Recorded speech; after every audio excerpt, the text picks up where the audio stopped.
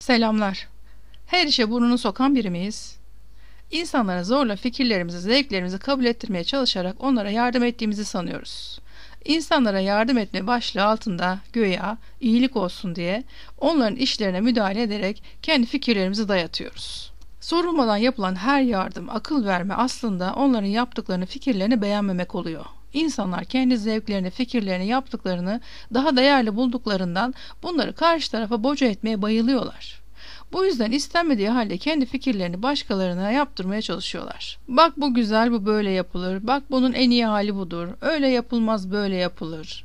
O renk olmaz, bu olur. Şu giyilmez, bu giyilir. O öyle yenmez, böyle yenir gibi kendi görüşlerini herkese dayatmaya çalışıyorlar. Ama karşınızdaki insanın da kendine göre zevkleri, fikirleri, işleri, yapış şekilleri var.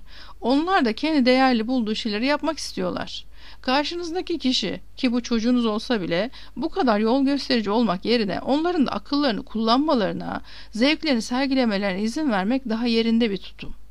Siz de yardım etme başlığı altında etrafınızdakilere müdahale ediyorsunuz, nasihat etmeye bayılıyorsunuz belki de. Bunu bize başkaları yapınca fark eder, rahatsız oluruz da, ama biz etrafımızdakilere akıl dağıtınca normal gelir. Yardım ettiğimizi sanırız. Karşı tarafı rahatsız edeceğimiz aklımıza bile gelmez. Yol gösteriyorum, yardım ediyorum. O nasıl yapılacağını bilmez şimdi. Ben anlatıvereyim. Bu lafları çok duymuşuzdur.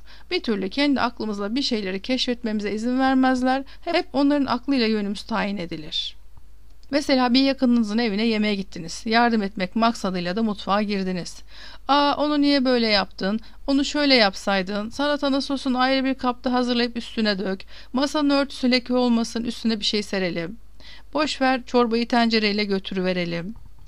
Ev sahibinin iki eli birbirine karışır. Ne yapacağını şaşırır. Hayal ettiği gibi sunumunu bile yapamaz. Ama siz yardım etmekte kararlısınızdır. İşe müdahale etmelisinizdir. Yaptıklarınız işe karışmak değil, tamamen yardım amaçlıdır. Farkında olun ya da olmayın. Bu yardım sırasında kendi ağırlığınızı ve kurallarınızı koyuyorsanız, ortamı siz yönlendiriyorsanız, karşı tarafı için eleştiriyorsunuzdur, beğenmiyorsunuzdur aslında. Bak senin yaptıkların güzel değil. Benim aklımla, yöntemimle yap. Sen yanlışsın, ben doğruyum demektir. Tabii ki bunları da karşı taraf hisseder, rahatsız olur. Ama işte siz kırılmayın, darılmayın diye bir şey söylemez. Yeni evimize taşındığımız zaman sağ olsun pek çok arkadaşımız ziyaretimize geldi. Pek çoğu da evimizi hayırladı. Güzel güle güle oturun dedi gitti. Ama bazıları eleştirdi. Neden buradan aldınız, neden bu boyayı tercih ettiniz, bu koltuklar buraya olmamış gibi eleştiriler. Kendi zevklerine, görüşlerine göre yönlendirmeler yaptılar. Sizce gerekli mi bu akıl vermeler? Biz onların görüşlerine göre mi evimizi seçmek, dekor etmek zorundayız? Peki biz onlardan akıl istedik mi bu konuda? Hayır, istemedik. Niyetleri yardım etmek bile olsa neden eleştiriyorlar? İşimize karışıyorlar. Yani bunu illa yapmaları mı gerekir? Sormadan akıl vermek zorundalar mı?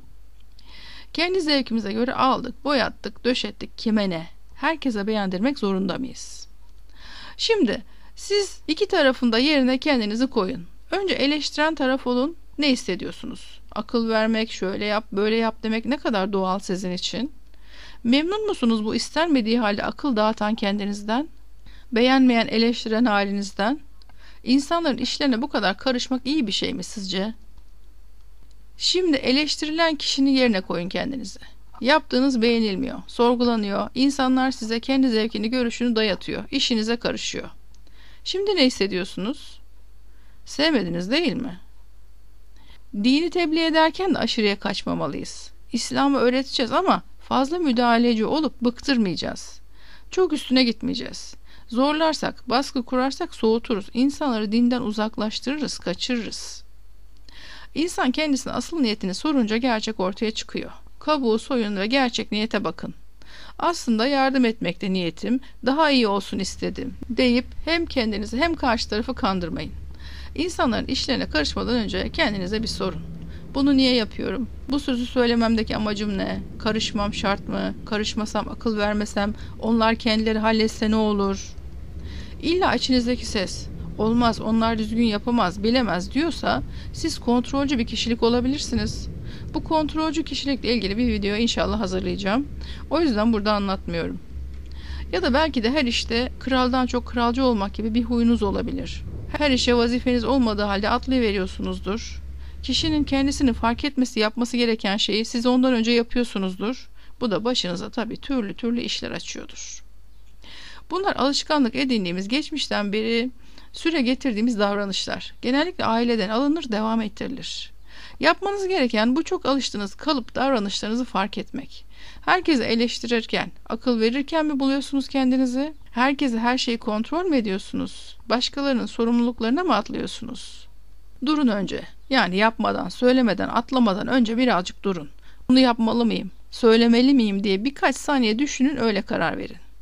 Bilinçaltına göre en doğrusu sürekli yaptığı, tekrar ettiğidir ve beden de ezberler hareketleri. Hep aynısını yapar. Farklı bir şey yapmak istemez. Ama siz bu kalıptan çıkmak istiyorsunuz. İnsanlarla iyi geçinmek, sevilmek istiyorsunuz. Huzurlu olmak istiyorsunuz. Belki de keşke yapmasaydım, demeseydim, karışmasaydım gibi pişmanlıklar yaşamaktan bıktınız. Her ne kadar bilinçaltınız sizi değişimden uzak tutmaya zorlasa da bu minik düşünme süreleri size boyut atlatacak. Zamanla artık karışmamak, susmak, eleştirmemek, insanları olduğu gibi kabul etmek daha kolay ve güzel gelecek size. Ve insanlar siz geleceksiniz diye diken üstünde olmayacaklar. Bir alimin sözü vardı, İhya'da okumuştum. Ben, diyor alim, fazla soru sormam, müdahale etmem. Yemek var derler, ne yemek var diye sormam. Zaten biraz sonra göreceğim. Karışmama, fazla söze gerek yok. Falanca kişi seninle görüşecek derler. Niye görüşecek, ne zaman görüşecek, kim bu diye sormam. Zaten belli olur, gelince görürüm, fazla söze mahali yok. Bir yere gidilecek derler, kalkar giderim. Karışmam, nereye, nasıl, niye diye sormam. Zaten gidince hepsini öğrenirim. Sorgulamaya, çok müdahaleye gerek yok, diyor alim. Evet, fazla söze gerek yok. Siz bilgi olmaya bakın, derinleşin. Yeteneğiniz olan bir konuda uzmanlaşın. Zaten size akıl danışan çok olur, merak etmeyin. Önce en iyi şekilde İslam'ı öğrenin. Ona göre yaşayın ve öğretmek için gayretiniz olsun.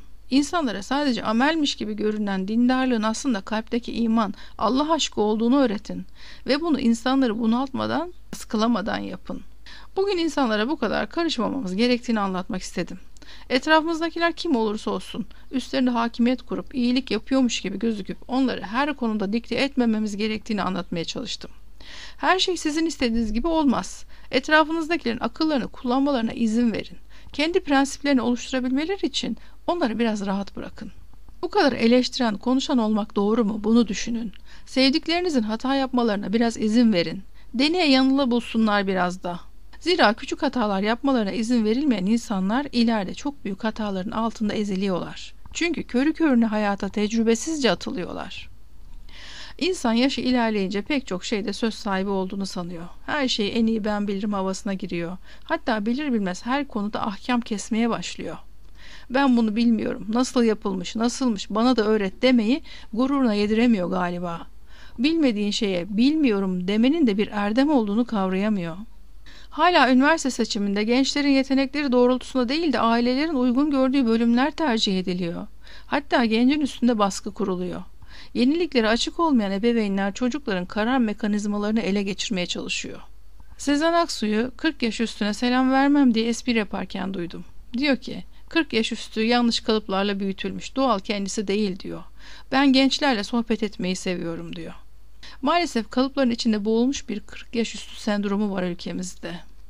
Bir doktor hanımla sohbet etmiştim. Benim anlattıklarımı anlamakta zorlanıyor hanım. Ona göre her şey tıpla çözülür. Psikolojik hastalıklar bile ilaçla iyileşir. Yeni bir şey öğrenmek, bildiğinin dışına çıkmak çok gereksiz onun için. Bu yüzden beni dinlemek istemedi. Kitabıma şöyle bir baktı, bıraktı elinden. Bu sabit fikirli zihniyetlere ulaşmak zor.